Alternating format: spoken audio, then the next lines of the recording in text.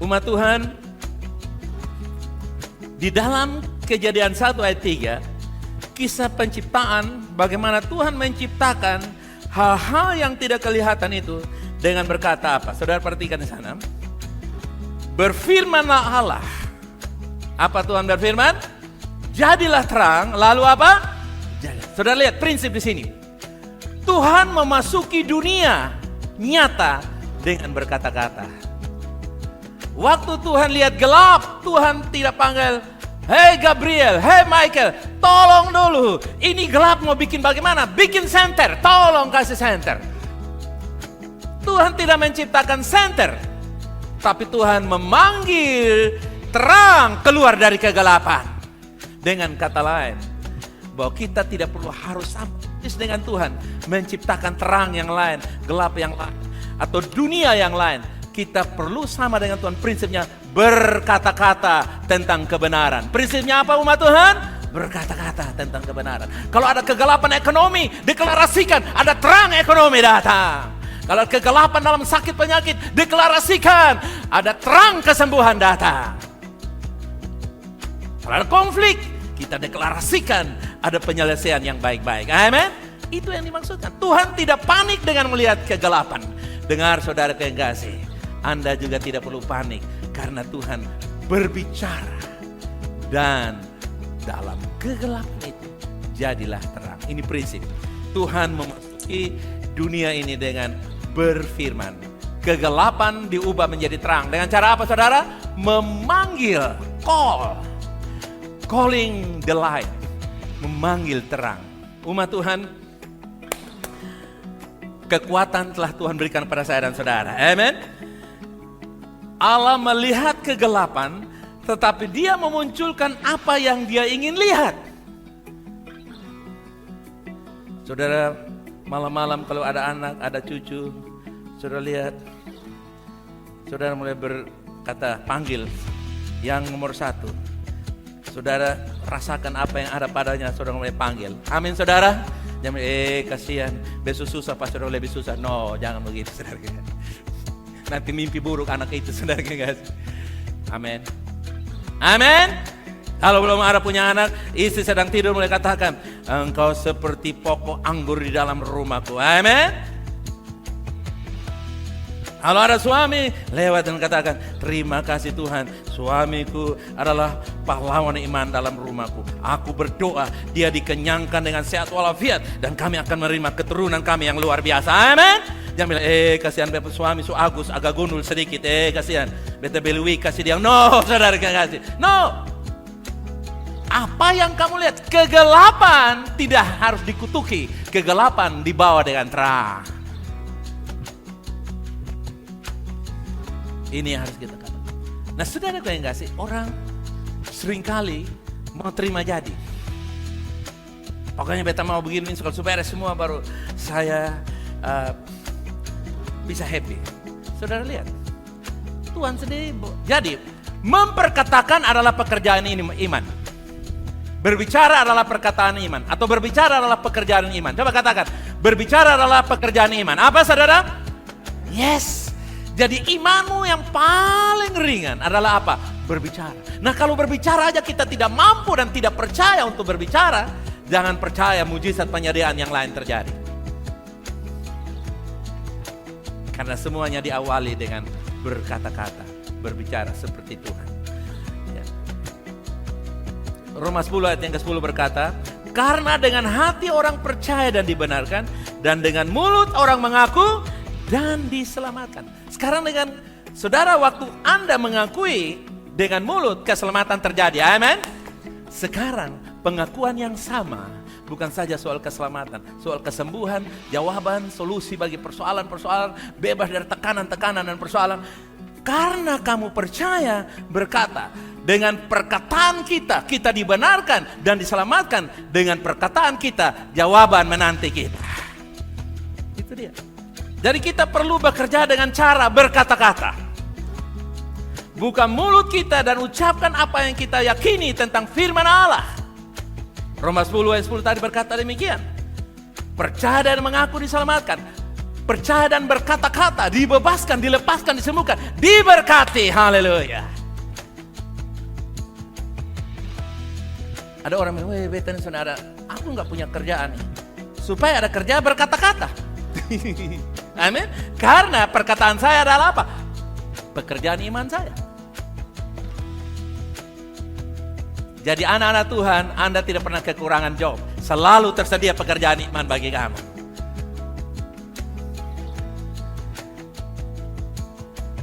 Jika kita ingin melihat kuasa Tuhan datang dalam keadaan kita, kita perlu menyadari bahwa yang penting bukanlah apa yang dikatakan dokter, ekonom kita, atau musuh kita. Kita tidak peduli. Dokter bilang begini, ekonomi bilang begini, keadaan sosial politik di sekitar kita bilang begini. Yang penting kita tidak bilang seperti yang mereka bilang.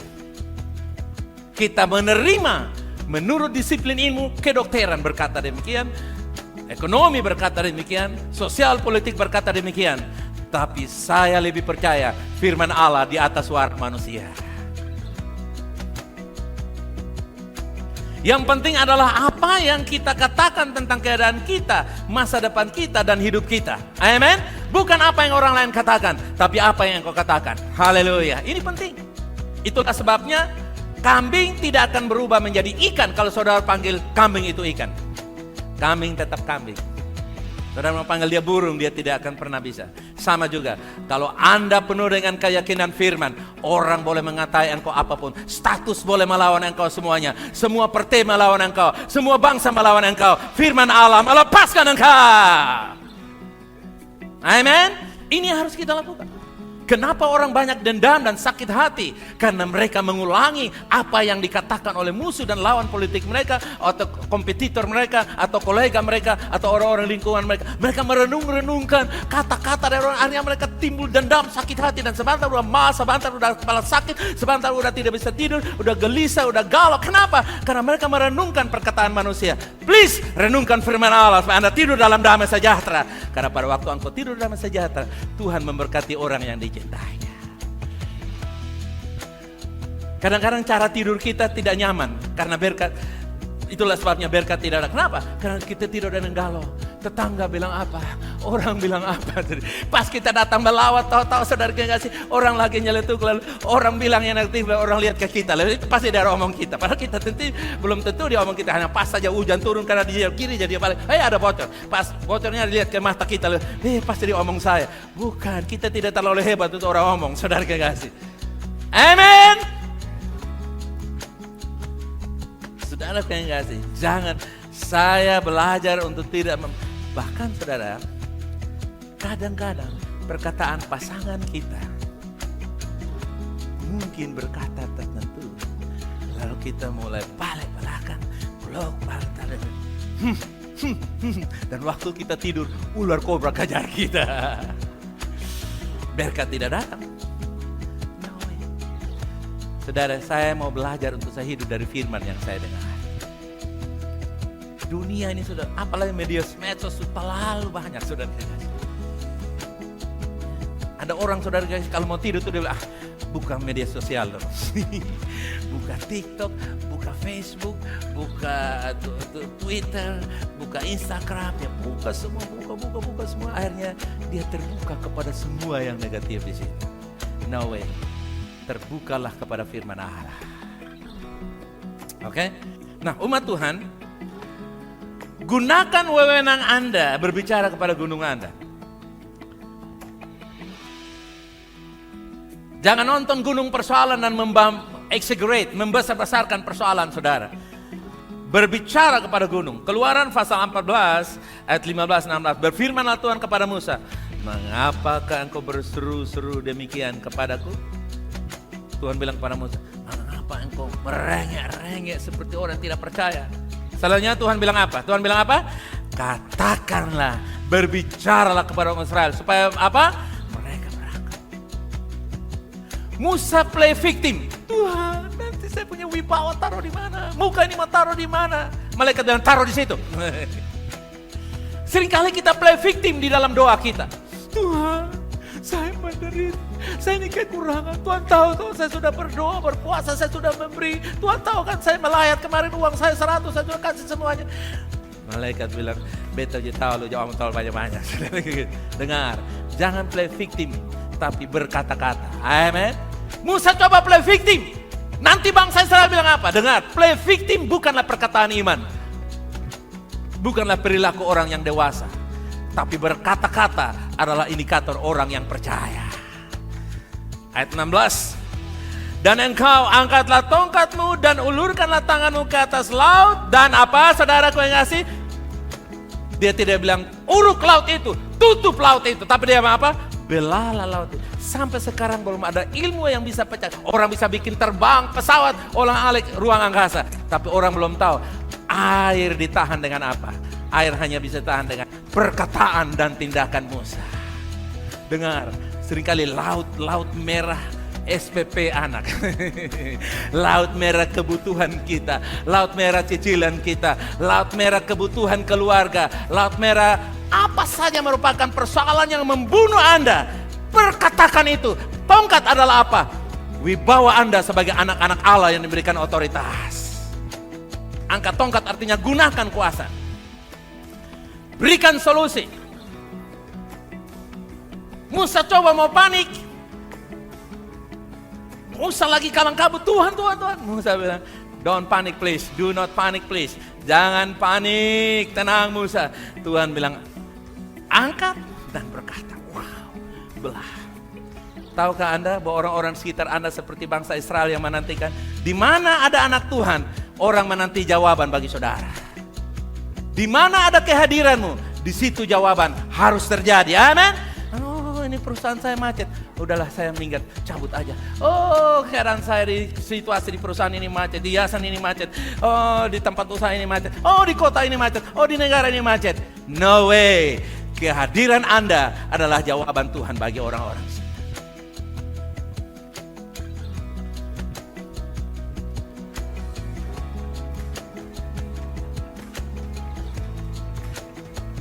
Kecenderungan alami manusia adalah membicarakan masalah atau gunung itu. Lu sudah dengar belum? Dokter ada bilang berita begini. Lu sudah dengar belum? Dokter ada bilang sesuatu begini. Lu sudah dengar belum? Keadaan ekonomi ada begini-gini. Lu sudah dengar belum? Keadaan rumah tangga ada begini. Kita mulai bergosip ria, berfox, hoax ria, saudara kasih. Kita mulai, orang lebih senang itu. Lu sudah dengar belum? Lu sudah dengar belum? Angkat rambut. Lu sudah dengar belum? Lu sudah dengar belum? Lu ju dengar. Ju 1 kali, 2 kali gosip, saudara kasih. Orang lebih cenderung dengar. Akibatnya apa saudara kasih? Kita menjadi komunitas galau dan sakit hati plus tidak percaya. Itu komunitas yang di luar kerajaan Allah, saudara kasih. Jangan bicara soal gunung saudara, pindahkan gunung saudara. Haleluya. Umat Tuhan, saat kita dihadapi dengan masalah sebesar apapun, penyakit yang kronis, hutang, keuangan, persoalan hubungan yang ribet, saudara yang kasih, dengar, jawaban ada di mulut saudara. Jangan pernah mengeluarkan ancaman apalagi intimidasi kepada pasangan kita, kepada orang-orang di sekitar kita. Kita membicara, memang saudara yang kasih, sebagai manusia Tuhan tahu bahwa kita ini suka keceplokan, saudara. Kalau udah jengkel, udah marah, saudara yang kasih, wow, siapapun dia, saudara yang kasih, kita bisa terjebak. Tapi please, kita masih ada firman Allah, amen. Masih ada Roh Kudus. Jadi Tuhan ingin kita berbicara kepada gunung, bukan tentang gunung. Katakan, berbicara kepada gunung, bukan tentang gunung. Katakan, yes. Kalau istri bilang, Papa, siapkan bulan Maret ini ada setoran banyak. Tenang, Tuhan menyediakan. Istri juga bilang, amin. Jangan suami bilang, Tuhan menyediakan, buktikan. Jangan begitu kawan. Jangan begitu kawan. Kok dia susah lama dengan kamu 15, 16, 17 itu kan sudah bukti, sudah buat kan? Lu masih suruh Sambo datang bela kamu lagi? Atau Eliasar?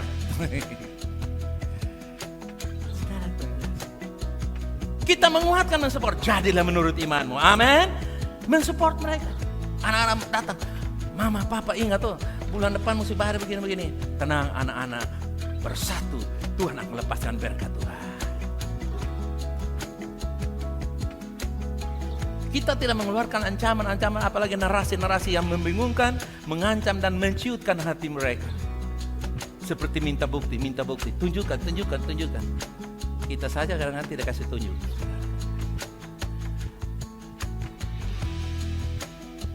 Daripada kita mengeluh. Setiap keluhan, dengar saudara kasih, itu harus ditebus dengan 100 kali ucapan syukur. Satu keluhan ditebus dengan berapa kali? Kalau 100 kali keluhan, tebus dengan ucapan syukur apa? 100-nya itu potong babi, ayam, bebek, semua dalam rumah potong kecuali manusia. Baru ucapan syukur kita bisa.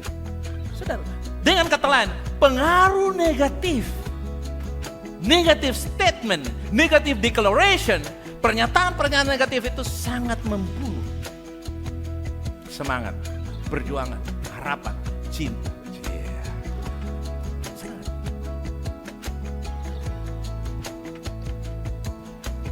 Waktu Musa berseru, Tuhan bilang, jangan panik, jangan cengeng. Walaupun orang Israel mau dibantai sekalipun, Tuhan tidak panik dengan kematian orang lain. Yang Tuhan cari adalah kepemimpinan yang bertanggung jawab. Umat Tuhan, ada banyak peristiwa yang saya tidak sampaikan dari tempat ini. Yang saya sampaikan adalah pernyataan iman. Amen.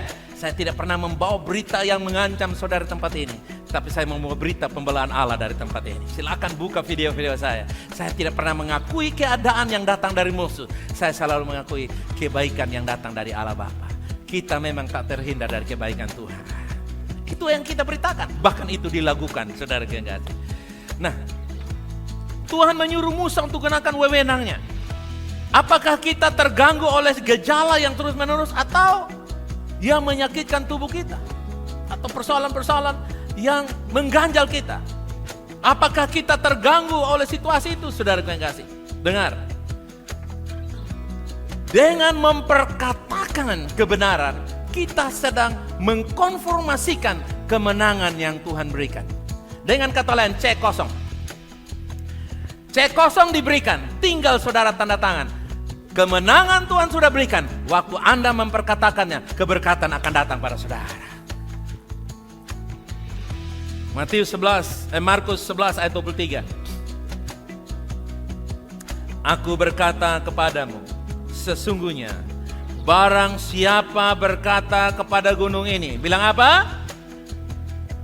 Oh, terlalu tinggi engkau gunung, diam-diamlah di situ. Bilang apa?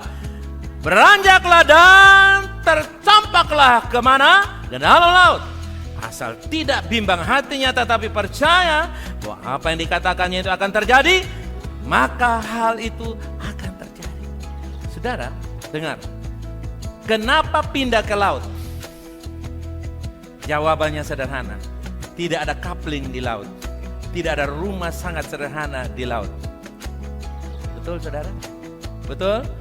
Coba. Tuhan bilang, barang siapa yang percaya dan berkatalah teranjak, maka dia akan teranjak dari satu tempat ke tempat yang lain.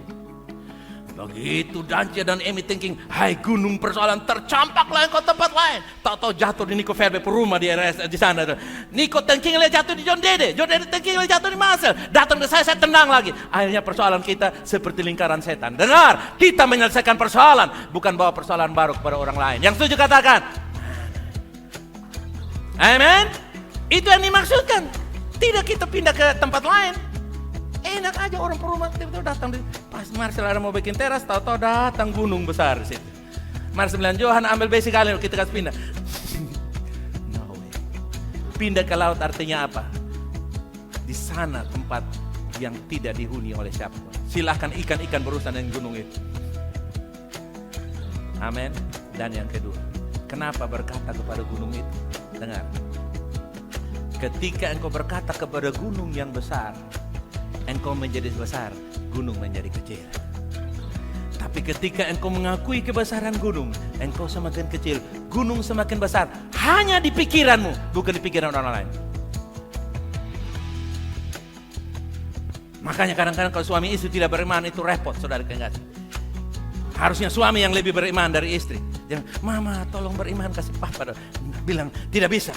Bapak yang imam dan raja, sebagaimana bapak yang hantam paha ayam dan dada ayam duluan, demikianlah persoalan bapak yang maju duluan. Kadang-kadang bapak-bapak sembunyi di imannya istri. Halo, halo, itu orang tidak ada di sini. Bilang dia sun ada di sini, dia ada di sana. Kasih video lagi di situ lagi, aduh.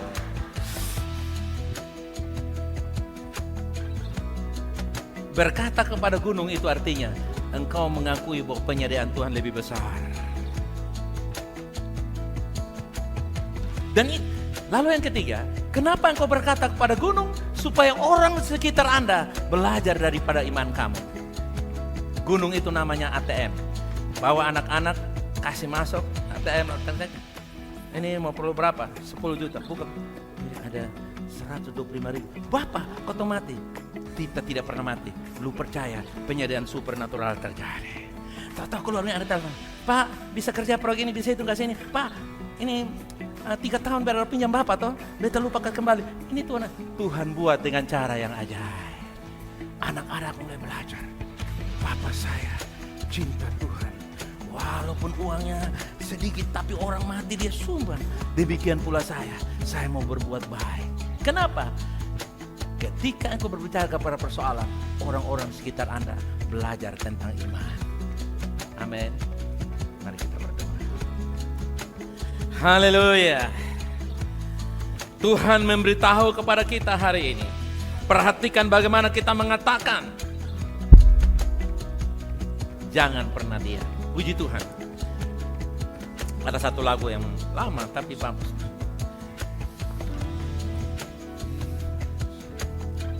Hatiku percaya.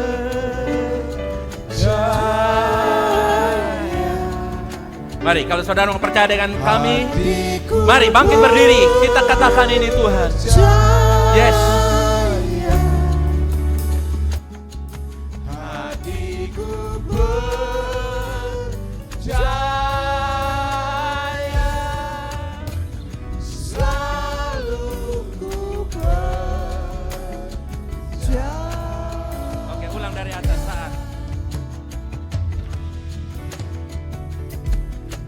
Mari dengan iman kita katakan.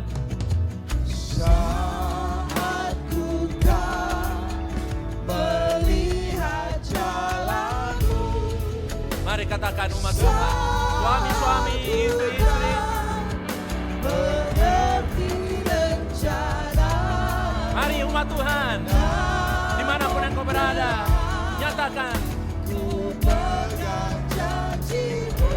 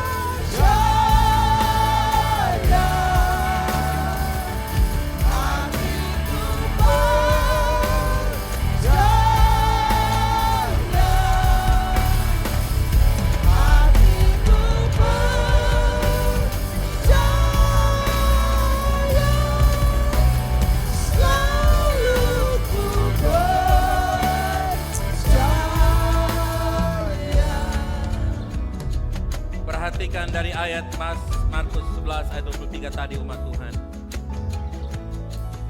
Dikatakan di sana berkata atau mengatakan muncul 3 kali.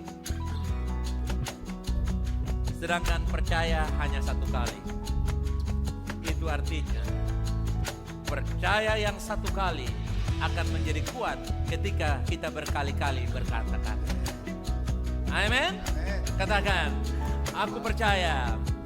Hatiku percaya.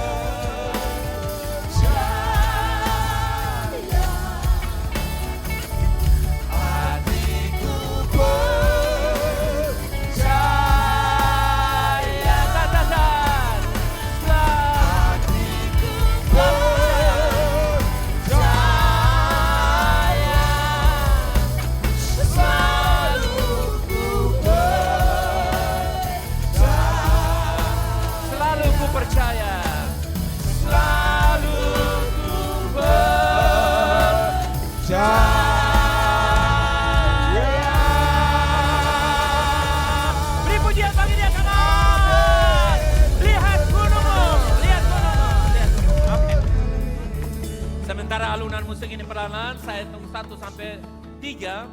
Saya berikan kesempatan untuk kita praktekkan pindahkan gunung. Amin.